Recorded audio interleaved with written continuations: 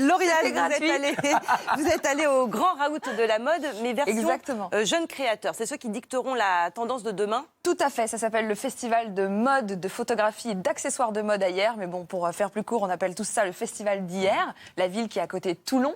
Et en fait, effectivement, c'est là qu'on va retrouver toute la jeune création de demain. Et donc, il y a de la mode, donc prêt-à-porter, de la photo et des accessoires.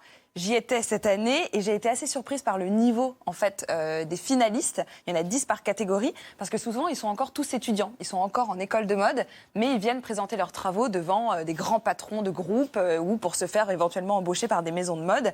Et cette année par exemple, j'ai adoré les collections de la française Lucille Thièvre qui a imaginé une collection inspirée par les paysages de sa Corrèze natale. Donc il y avait le vert du gazon, il y avait le blanc des nuages, etc. C'était assez poétique.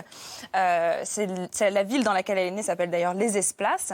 Il y avait en même temps, on voyait un petit peu des seins, c'était un peu sexy. Enfin bon, moi c'est tout ce que j'aime, donc forcément je vous en parle. Celle qu'on a beaucoup aimée aussi, c'est Roisin Pierce.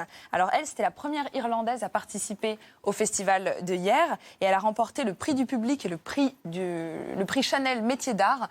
Donc elle imaginait en fait du coton, qu'elle tord, qu'elle twist. Ça ressemble finalement à la fin presque à des sculptures, mais ça reste très souple et très doux à porter.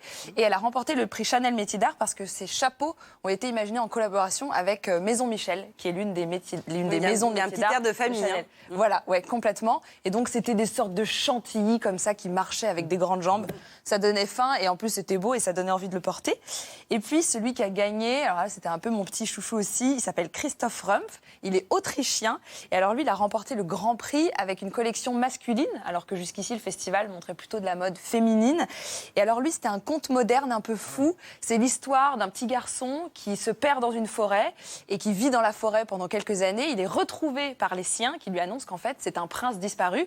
Et donc, il se retrouve à porter des vêtements comme ça de prince et de roi, mais sans savoir comment les porter et comment se les approprier. Ça, c'est le truc le plus sobre. Hein, c'est le truc le plus sobre et le plus portable. Préféré c'est la chemise. Mais on va justement parler de cette tapisserie parce qu'elle est faite en tapis et c'est de l'upcycling. Mais en fait, justement, ce qu'il faut retenir de ce festival, au-delà du fait qu'on ait envie ou pas de porter les vêtements, c'est que c'est vraiment là qu'on va voir ce que propose la jeunesse en termes de création. Et c'est un peu le point de départ de ce qu'on va peut-être porter dans quelques années. Voilà, dans quelques années. Alors peut-être dans une version édulcorée, mais ça donne une idée un peu de la tendance. Par exemple, les vestes de Christoph Rumpf, l'Autrichien qu'on a vu juste avant, sont faites en tapis et en tissu d'ameublement. Donc c'est du surcyclage de manière à ne pas en fait demander à la planète de produire de nouvelles matières. Donc il récupère des matières à droite à gauche et il fait de nouveaux vêtements. Je vous verrais trouver ça dans Game of Thrones ou... Non, mais c'est presque du costume le costume de gauche, d'Heroic Fantasy. Vous irez à merveille, je pense. Mais oui, tout à fait. mais le costume effectivement de gauche est effectivement en tapis.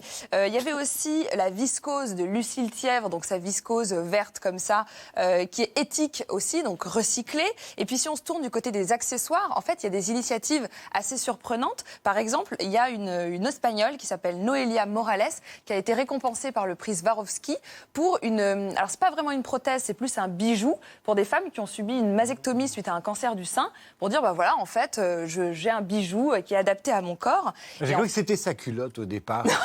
Non, pas vraiment. Mais David. Les culottes qu'on met pour aller se faire un massage. Mais non, c'est brodé de Christoph Swarovski et ça coûte un petit peu plus cher qu'un string.